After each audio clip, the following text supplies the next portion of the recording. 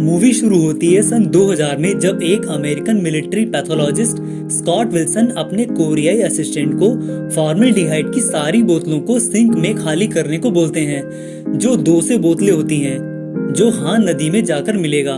उसका असिस्टेंट नदी में रह रहे जीवों को नुकसान होने की बात करता है, तो स्कॉट बोलते हैं, हान नदी बहुत बड़ी है, कभी तो अपने दिमाग का इस्तेमाल किया करो। जिसके बाद उसे सारी बोतलों को सिंक में डालना पड़ता है, जो फॉर्मल्डिहाइड की होती हैं, जो सारा हान नदी में जाता है। अगले कुछ वर्षों बाद, जहां वो 2 लोग हान नदी में मछलियां पकड़ रहे होते हैं, उन्हें पानी में अजीब सा दिखने वाला जीव दिखता है, जिसे एक आदमी अपने कप में उठाता है और अपने साथी को दिखाता है, जिसे देख वो बहुत अजीब सा लगता है और कहता है ऐसा जीव पहले कभी नहीं देखा। वो उसे छूता है तो वो जंतु उसे काट लेता है, जिससे वो कप पानी में गिर जाता है और वो लोग वहां से चले जाते हैं। 6 साल बाद उसी केमिकल की वजह से पानी में अंदर म्यूटेंट मॉन्स्टर बनता है।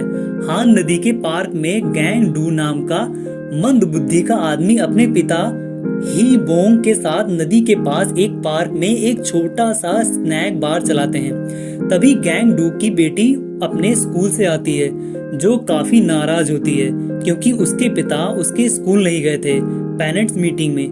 परिवार में गैंगडू की बहन, जो कि एक राष्ट्रीय पदक विजेता होती है, और उसका भाई नाम इल पूर्व राजनीतिक कार्यकर्ता होता है। उसके पिता उसे 4 नंबर की टेबल पर ऑर्डर ले जाने को बोलते हैं। वो ऑर्डर लेकर वहां पहुंचता है तो वहां के लोग नदी की ओर देख रहे होते हैं, जिसे देखने वो खुद जाता है। तभी उन सबको एक अजीब सा जीव दिखता है, जो उल्टा लटका होता है उन्हें ब्रिज पर, जिसके बाद वो जीव पानी के अंदर चला जाता है, जिसे देखने सब नदी के किनारे आ जाते हैं। वो जीव उन लोगों के नजदीक आने लगता है, जिसे देख लोग पानी में अपने खाने वाले सामान को नदी में फेंकने लगते हैं।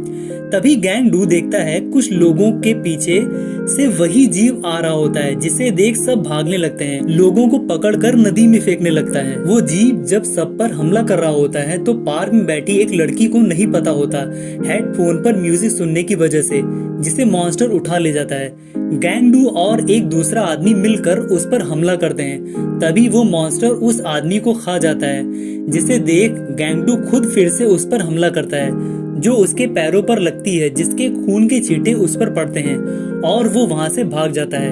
तभी गैंगडू की बेटी बाहर पार्क में पड़े एक कैन को देखती है, जिससे एयर निकल रही होती है, जिसे वो उठाने जाती है, पर तभी उसका पिता उसका हाथ पकड़कर उसके साथ भागने लगता है।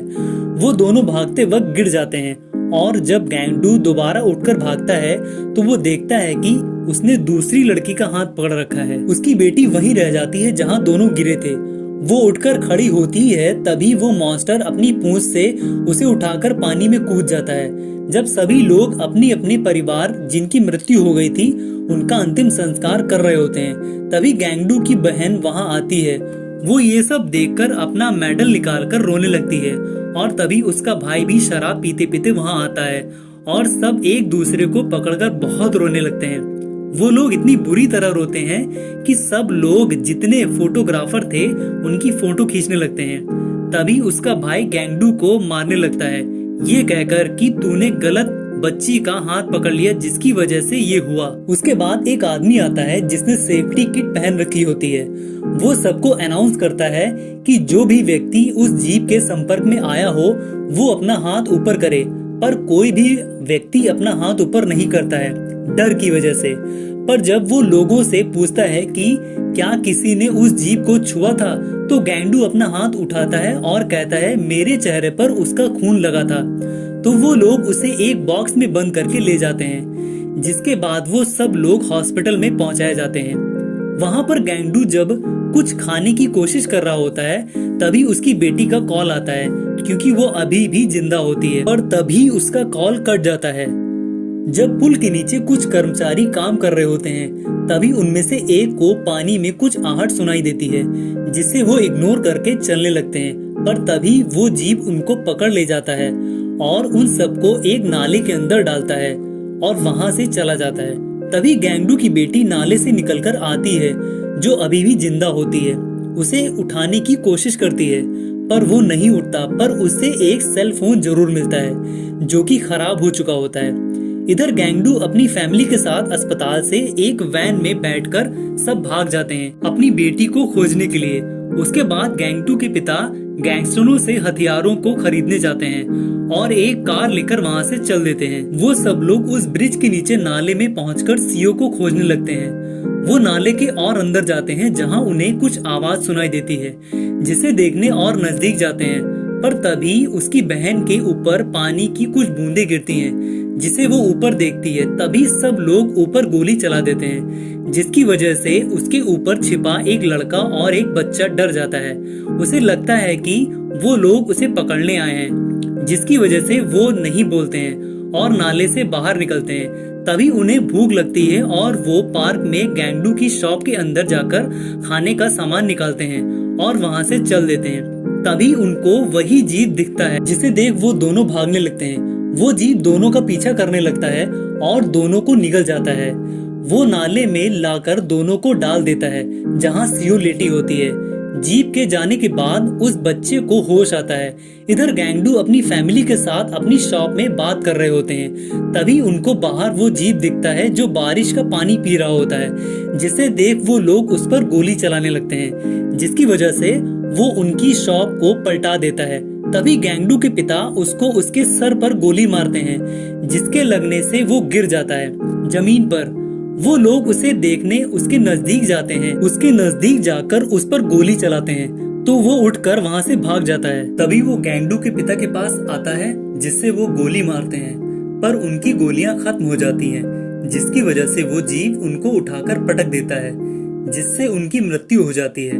तभी मौके पर वहाँ पुलिस आ जाती है, जिसे देख अपने भाई बहन को वहाँ से जाने को बोलता है और पुलिस उसको पकड़कर अस्पताल ले जाती है। इधर नाम इल एक आदमी के पास जाता है सीओ की कॉल की लोकेशन का पता लगाने के लिए। वो आदमी नाम इल को सिस्टम पर बैठने को बोलता है और उसमें लोकेशन पता करने के लिए उसे एक पासवर्ड डालने को बोलता है, जो गलत होता है। तो वो और अंदर जाता है, उसे उलझाने के लिए उसकी बहन के बारे में पूछता है। तभी वो और अंदर जाता है, जहाँ वो गैंगस्टर के लोग होते हैं, जिनको वो इल को पकड़वाने के लिए मदद करता है, क्योंकि वो ये सब पैसे के लिए करता है। इधर इल उसको आवाज लगाता है, जहाँ उसकी नजर एक पर्ची पर पड़ती है, जिसमें पासवर्ड लिखा होता है, जिसे वो उस सिस्टम में डालता है और उसे लोकेशन मिल जाती है। तभी वो गुंडे उसे पकड़ने चलते हैं, पर वो उनसे बचकर निकल जाता है और ब्रिज पर लटक जाता है और फिर वो ब्रिज से नीचे गिर जाता है। नीचे गिरने की वजह से उसे काफी चोट लग जाती है। वो सीओ की लोकेशन नाम जू को भेज देता है। इधर नाम जू जब अपना फोन चालू करती है तो उससे सीओ की लोकेशन मिल जाती है, जो इल ने उसे भेजा होता है, और वो उसी लोकेशन पर चल देती है सीओ को खोजने।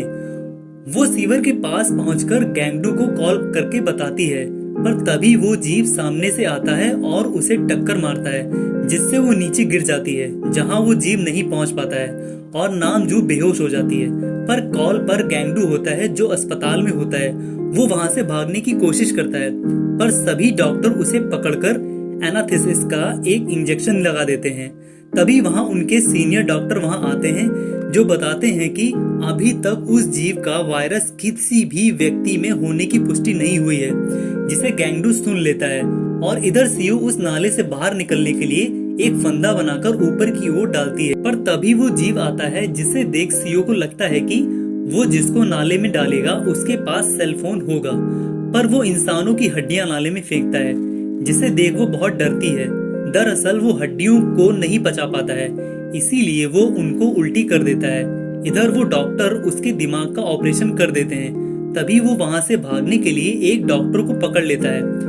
वही इंजेक्शन उसकी गर्दन पर रखकर वहां से निकलने की कोशिश करता है और वो एम्बुलेंस से वहां से भाग जाता है। इधर इल उस जीव को मारने के लिए बम बना रहा होता है गाड़ी में बैठकर। इधर गैंगडू वान हु ब्रिज के पास पहुंचता है, जहां वो सीओ को आवाज लगाता है।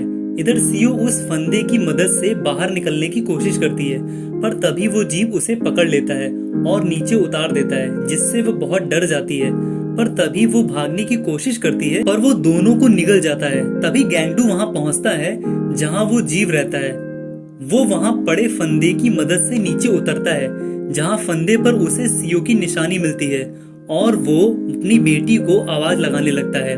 पर तभी वो जीप उसे ऊपर जाते हुए दिखता है, जहां उसे उसकी बेटी का हाथ दिखता है, सब लोग उसका पीछा कर रहे होते हैं उसे मारने के लिए, पर तभी वो वहां पहुंचता है जहां मशीनों से सैनिटाइजेशन चल रहा होता है, जिससे वो जीप कमजोर पड़ने लगता है और वो जमीन पर गिर जाता है। और गैंग डू अपनी बेटी को निकालता है, पर उसकी बेटी की मृत्यु हो चुकी होती है, जिसके बाद गैंग डू गुस्से में आकर उसके मुंह में रॉड मारता है। तभी उसका भाई उस पर बम फेंकने लगता है उसे मारने के लिए, जिससे वो बचने के लिए भागने लगता है। पर तभी इल ऊपर देखता है उसका दोस्त ऊपर से उस जीप के ऊपर पेट्रोल डालने लगता है, जिसे वो पीने लगता है। ये देख इल उसके पास जाकर उस पर बम फेंकने की कोशिश करता है, पर वो बम उससे छूट जाता है और वहीं गिर जाता है। तभी उसकी बहन आती है और वो अपने तीर में आग लगाकर उस पर निशाना लगाती है, जो जाकर सीधे उसकी आंख पर लगता है, जिससे उसके आग लग जाती है। वो भागने की कोशिश करता है, पर गैंग डू उसके मुंह के अंदर रॉड डालकर उसे मार देता है, जिससे वो वहीं मर जाता है। उसके बाद वो उस बच्चे को उठाता है जो अभी भी जिंदा होता है और वहां से चल देता है।